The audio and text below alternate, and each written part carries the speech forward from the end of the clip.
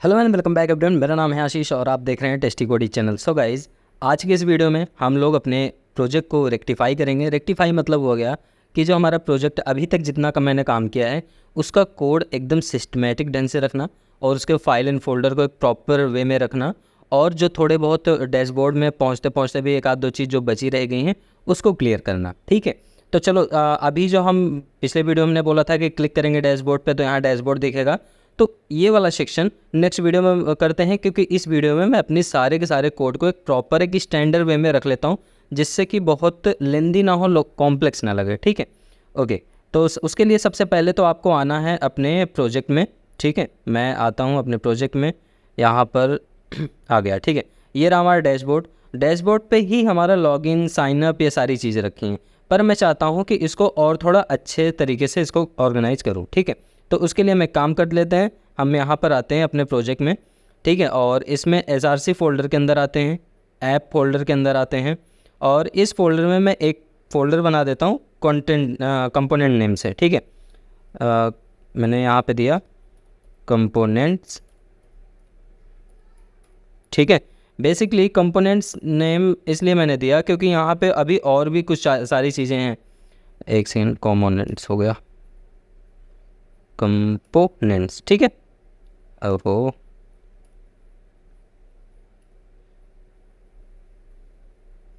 Components. ठीक, सो अभी इस कंपोनेंट्स के अंदर मैं इन दोनों फोल्डर को मूव कर दूंगा। अब जैसे मैं मूव करूंगा थोड़ा बहुत एरर आएगा। ठीक है, पर आप लोग ध्यान से समझना, एरर जो भी आएगा मैं अभी तुरंत 1 सेकंड के अंदर हैंडल कर लूँगा। ठीक है, मैंने मूव कर दिया, हमारा कंपोनेंट के अंदर ये हमारे दोनों फोल्डर आ गए।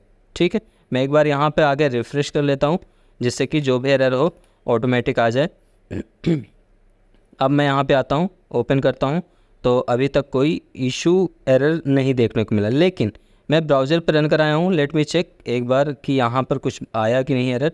कुछ एरर नहीं आया, कोई दिक्कत नहीं है। ठीक है, तो आप भी ऐसे कर लेना। इससे क्या होगा कि अभी कंपोनेंट में मैं एक और कंपोनेंट बनाऊंगा, नेविगेशन, ये जो मैंने बना रखा है ना साइड बार, इसके लिए अलग से मतलब कंपोनेंट बनाऊंगा, उसका नाम दूंगा साइड बार। ठीक है, एक स्टैंडर्ड वे जैसे होता है ना, जैसे मतलब हमारे ऑर्गेनाइजेशन में हुआ है, ERP सॉफ्टवेयर है तो उसमें बहुत बड़ा मतलब बहुत बड़ी थीम यूज़ हुई है। ठीक है, तो उसमें साइड बार अलग है, कंपोनेंट्स अलग है, छोटे छोटे कंपोनेंट्स सब अलग अलग हैं।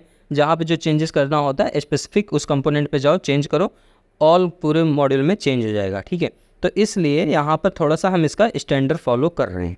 ठीक है, ओके। तो अब नेक्स्ट पॉइंट ये है कि पिछले वीडियो में हमने इस लॉग आउट बटन पे मुझे एक मॉडल लगाना था। ठीक है, बट वो लगाया नहीं, तो आज इस वीडियो में लगाऊंगा। तो आप getbootstrap.com पे आ जाना। ठीक है, यहाँ पे सर्च बार सामने दिखेगा, वहाँ सर्च कर लेना मॉडल, आपको यहीं रिडायरेक्ट करेगा। अगर आपको दिख रहा हो लॉन्च मॉडल, ये वाला मॉडल मैं यूज़ करने वाला हूँ। ठीक है, तो इसके लिए सिंपली मैं इसको पूरे कोड को यहाँ से करता हूँ कॉपी। मैंने कॉपी करा, कॉपी करने के बाद अपने डैशबोर्ड कंपोनेंट पे आता हूँ। ठीक है, इन सारे कंपोनेंट को पहले फ़िलहाल तो मैं करता हूँ क्लोज, क्योंकि we don't need right now, so I'm just close this all fields. okay, now component dashboard component.html पे आया, और यहाँ पर आप आने के बाद आप चाहो तो यहाँ पर लास्ट में पेस्ट कर सकते हो। ठीक है, कोई दिक्कत नहीं है, कोई दिक्कत की बात नहीं है। मेन कंटेंट एरिया पे नहीं जाना है मुझे। ठीक है, हम एक काम करते हैं, इस मेन कंटेंट एरिया के बाहर ही रखेंगे इसको। मैंने यहाँ किया पेस्ट, और एक बार सेव करके आपको दिखाता हूँ कि इसका आउटपुट कहाँ दिखता है आपको। मैंने सेव किया, सेव करने के बाद आया। ओके, अब देखो यहाँ पे एरर आने लगा, लॉगिन कंपोनेंट कांट रिजॉल्व। अच्छा ठीक है, मतलब सेव तब नहीं हुआ था, अब कुछ इशू आया है। ठीक है, ऐप कंपोनेंट डॉट टीएस में 4 नंबर लाइन। ठीक है, बढ़िया, समझ गया। ऐप कंपोनेंट डॉट टीएस में इसलिए आ रहा होगा क्योंकि वहाँ पर लॉगिन कंपोनेंट कॉल किया गया है, लॉगिन कंपोनेंट का पाथ नहीं मिल रहा होगा उसे। ठीक है, इतनी सी बात है, कोई दिक्कत नहीं है। हम इसको यहाँ से रिमूव करेंगे।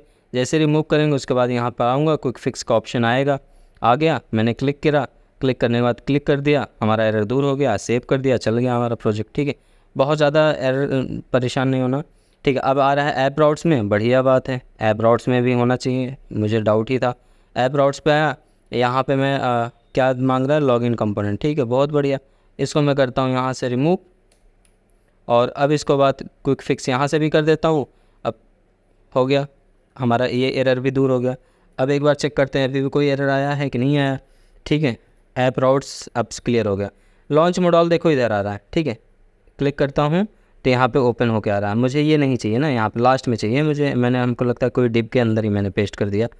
मैं यहाँ पे आता हूँ एंड अगेन यहाँ से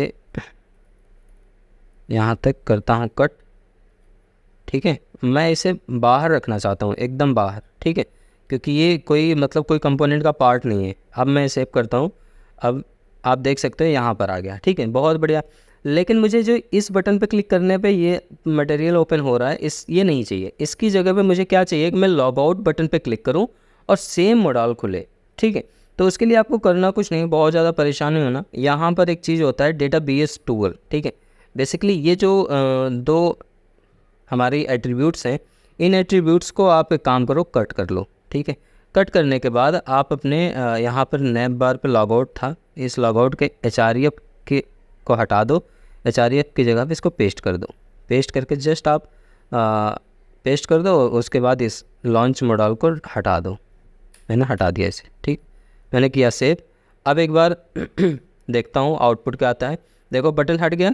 अब जैसे मैं लॉग आउट पे क्लिक करता हूँ, आप देखो सेम वही मॉडल ओपन हो रहा है, ठीक है। एकदम सिंपल तरीके से समझना, कोई टफ चीज़ नहीं है, बहुत बेसिक चीज़ है, बहुत आसानी से हैंडल होती है सारी चीज़ें, ठीक है।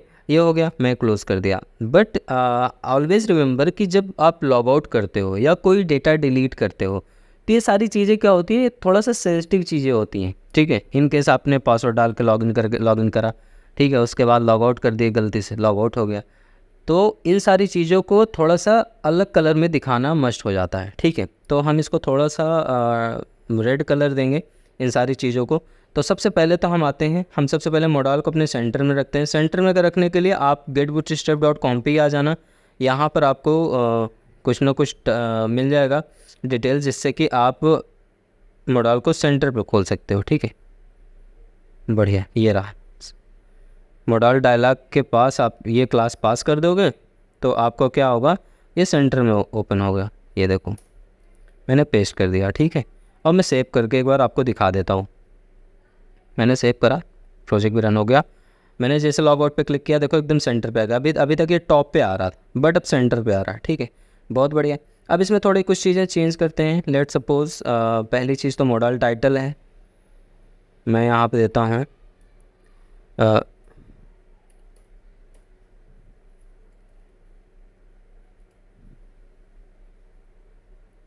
इसे मैं देता हूँ लॉग आउट, ठीक है। और हाँ, इसे मैं देता हूँ लॉग आउट, और यहाँ पर देता हूँ एक क्लास टेक्स्ट डेंजर। अगर आपने सुना हो तो, नहीं सुना तो आप पढ़ लेना, danger, GER। And one more thing, यहाँ पे भी मैं इसको देता हूँ are you sure want to log out, ठीक है। या तो आप इतना बड़ा लिखने से बढ़िया कन्फर्म टू लॉग आउट लिख सकते हैं, confirm, sorry, confirm to log out, ठीक है। एंड यहाँ पे भी आप इसका टेक्स्ट डेंजर ही रखना, ज़्यादा बेटर रहेगा, टेक्स्ट डेंजर। एंड यहाँ पर ये क्लोज की जगह आप रख देना कैंसिल, एंड सेव चेंजेस की जगह रख देना लॉग आउट। और साथ ही साथ यहाँ पर जो प्राइमरी है इसे कर देना danger, it should be better. Save कर देना, सेव करने के बाद आप आउटपुट देखना। अभी देखो सेव हो गया। अब जैसे लॉग आउट में मैं क्लिक करता हूँ, everything is red colour, this one is title log out, and this is the body section confirm to log out, and this is the cancel button and log out button, okay. So let's suppose अगर आप देखो, अगर आप यहाँ पे चाहो तो log out का आइकन भी लगा सकते हो, नो डाउट, ठीक है। लॉग आउट का मतलब आइकन लगाने के लिए आप सिंपली यहाँ पर आना, मैं आपको दिखा देता हूँ, और इस आइकन पे क्लिक करना, लॉग आउट, ठीक है। यहाँ पे देखो बहुत सारे ऑप्शंस आ गए, तो कोई सा भी चूज कर सकते हो। मैंने चूज करना है इसको, ठीक है। एरो लेफ़्ट मैंने क्लिक करा, कॉपी कर लिया। कॉपी करने के बाद आप आना और यहाँ जस्ट क्वेश्चन मार्क के बाद एक स्पेस देके पेस्ट करके सेव कर देना। और यहाँ पे उसके बाद आप देखोगे तो यहाँ पे आपको चेंजेस अप्लाई मिलेगा, ठीक है। लेट सपोज लॉग आउट मैंने क्लिक करा तो यहाँ देखो आ रहा है बटन, ठीक है, लॉग आउट का। ओके, नाउ ये चीज़ हमारी हो गई डन। अब हम इस पर बहुत ज़्यादा टाइम नहीं देंगे, ठीक है। अब हम बढ़ते हैं आगे नेक्स्ट स्टेप की तरफ। नेक्स्ट स्टेप में हम करने वाले हैं अपने एक नया कंपोनेंट बनाना है, और नए कंपोनेंट पे इस पूरे नेविगेशन को रखना है, ठीक है।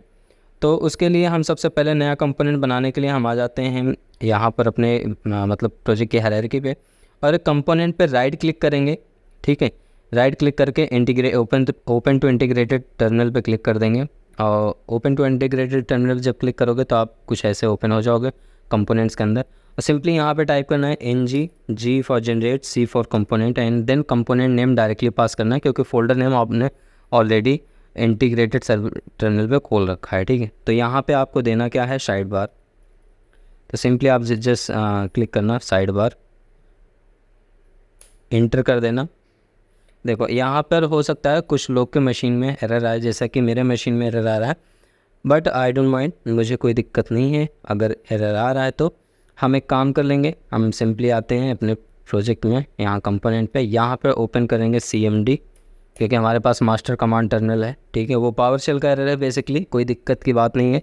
आप लोग ये मत सोचना कि एरर आ रहा है, एरर प्रोजेक्ट में एरर है, प्रोजेक्ट का एरर नहीं, वो टर्मिनल का एरर है। रिकॉन्फ़िगरेशन चाहिए उसको, मैं कॉन्फ़िगरेशन नहीं किया हूँ, ठीक है। अब हम यहाँ पर हमको कंपोनेंट बनाना है, ठीक है। G for generate, C for component, and then यहाँ पे मैं दे रहा हूँ, सिंपली दूंगा साइड मेनू, ठीक है, साइड मेनू, एंटर क्लिक कर दिया। अब देखो यहाँ पे अभी देखो लेफ्ट साइड में आपको दिख रहा है लॉगिन साइन अप लिखा है ना, इसके अंदर अभी देखो ये आ गया, साइन अप मेनू आ गया, ठीक है। अब ये साइन अप मेनू को हम एक काम करते हैं, क्लिक करते हैं, इस साइन अप मेनू पे आते हैं, ठीक है। इसे करते हैं क्लोज, क्योंकि हमारे पास कंपोनेंट बन गया। और इस साइन अप मेनू के HTML पे देखते हैं क्या लिखा है, साइन अप मेनू वर्क, बहुत सही। और इसके टाइप स्क्रिप्ट फाइल पे आते हैं, और इसका जस्ट ऐप सेलेक्टर करते हैं कॉपी, ठीक है। ध्यान से समझना, ऐप सेलेक्टर मैंने करा कॉपी, और कॉपी करने के बाद डैशबोर्ड पे आया, और डैशबोर्ड पे HTML पे आया, और इस HTML पे मैंने यहाँ पर आके जहाँ नैब है इसी के जस्ट ऊपर मैंने कर दिया पेस्ट एज ए एलिमेंट, ठीक है। तो आप देख सकते हैं जैसे मैंने इसे पेस्ट किया, अब यहाँ पे एरर दे रहा है। एरर बेसिकली मैं आपको बता दूँ, एरर इसलिए दे रहा है क्योंकि आप डायरेक्टली एक कंपोनेंट को दूसरे कंपोनेंट पे डायरेक्टली ऐसे कॉल नहीं कर सकते हो, क्योंकि ये अब जो एंगुलर 17 एंगुलर 18 चल रहे हैं, इसमें क्या सीन है कि ये स्टैंड अलोन कंपोनेंट हो चुके हैं, ठीक है। स्टैंड अलोन कंपोनेंट पे आप डायरेक्टली ऐसे पास नहीं कर सकते हो। तो उसके लिए आपको करना ये पड़ेगा कि अपने डैशबोर्ड कंपोनेंट पे आना है, TS पार्ट में, और यहाँ पर साइड बार कंपोनेंट को आपको कॉल कराना पड़ेगा। तो मैं सिंपली यहाँ लिखता हूँ साइड मेनू, ठीक है, साइड मेनू कंपोनेंट मैंने इंपोर्ट करा लिया। सेव जैसे कराऊंगा, अब देखो एरर दूर हो चुका होगा। अब यहाँ पे HTML पे एरर नहीं दे रहा है, ठीक है।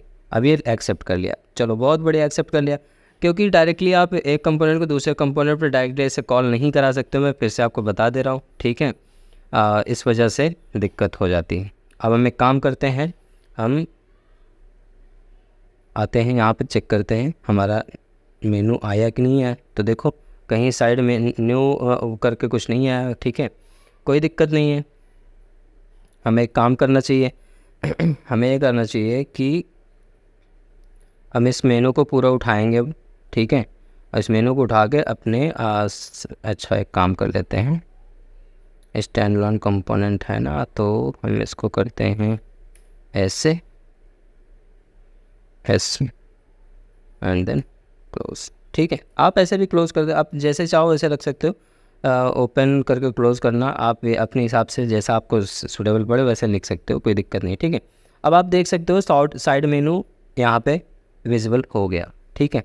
जब आप वैसे कंपोनेंट दे रहे थे बैकग्राउंड को हिट कर रहा था, बट अब ये ऊपर हिट कर रहा है, ठीक है, कंपोनेंट के, तो इस वजह से यहाँ पे ये ऐसा हो रहा है, ठीक है, बहुत अच्छा। अब हम एक काम करते हैं, इन सारे कंपोनेंट का जो डेटा है, नैब बार का डेटा है, यहाँ पे हम करते हैं इसको ऐसे, यहाँ से ऐसे, और इस पूरे नैब को उठा लेते हैं, करते हैं Ctrl+X, और इस साइड बार के कंपोनेंट पे आते हैं और यहाँ पे करते हैं इसे पेस्ट, और कर देते हैं सेव। डैशबोर्ड के CSS पे आते हैं, क्योंकि यहीं पे हमारा सारा मेनू डिज़ाइन हुआ है। तो इस नैब का जितना भी पार्ट डिज़ाइन हुआ है पूरा पूरा उठा लेते हैं। ठीक है, पूरा मैंने इसको एक सेकेंड यहाँ पे पहले से फॉर्मेट करना बहुत ज़रूरी है। अच्छा नहीं करेगा फॉर्मेट, ना बात करो भाई, गुस्सा क्यों हो रहा हो। ठीक है, मैंने यहाँ से पूरा उठा लेता हूँ। अभी तो सिर्फ इतना उठाता हूँ, अगर नेक्स्ट ब्रैकेट में एरर आएगा तो मैं इसको भी उठा लूँगा। ठीक है, मैंने यहाँ पे किया पेस्ट और सेव कर दिया। सेव करने के बाद लेट मी चेक क्या बिल्कुल कुछ चेंज हुआ है कि नहीं हुआ। देखो बिल्कुल सेम टू सेम है, कुछ भी हिला नहीं हुआ है, सारी चीज़ वैसे है। लॉगआउट पे मैं क्लिक करता हूँ तो लॉगआउट बिल्कुल एज़ यूजुअल वैसे वर्क कर रहा है जैसे पहले वर्क कर रहा था। अब यहाँ बस फ़र्क इतना है कि मैंने इस पूरे पार्ट को एक अलग कंपोनेंट में बना के डाल दिया है। उस कंपोनेंट का रिलेशन मतलब डैशबोर्ड से है, बट कोई कॉन्फ्लिक्शन नहीं है, कोई एरर नहीं है, प्रॉपर एज यूजुअल वैसे ही वर्क कर रहा है जैसे मैंने डैशबोर्ड में मैंने कोड रखा था। बस फ़र्क ये है कि इसका अब सेपरेट मतलब पैनल बन गया है, सेपरेट कोड बन गया है। अगर इसमें कुछ ऐड करोगे तो पर्टिकुलर यहाँ पे आके ऐड करोगे, ना कि आपको डैशबोर्ड को छेड़ना पड़ेगा। ठीक है, तो ये सारी चीज़ें यहाँ पर इस चीज़ को मैंने डन कर दिया है। अभी तक इसमें मुझे नहीं लगता कोई आपको दिक्कत हो रही होगी। अगर कोई इस सारी चीज़ में कोई प्रॉब्लम आ रही है तो आप हमें कमेंट में ज़रूर बताएं। तो आज के वीडियो में बस इतना ही। नेक्स्ट वीडियो में हम जिस भी लिंक पे क्लिक करोगे उस लिंक को मैं पूरा उस कंपोनेंट को लोड कराऊंगा अपने राउटर आउटलेट पे, मतलब बॉडी सेक्शन पे। ठीक है, तो मिलते हैं नेक्स्ट वीडियो में, तब तक के लिए bye bye. Keep practice keep coding. Video कैसा लगा कमेंट में ज़रूर बताना। Okay, take care.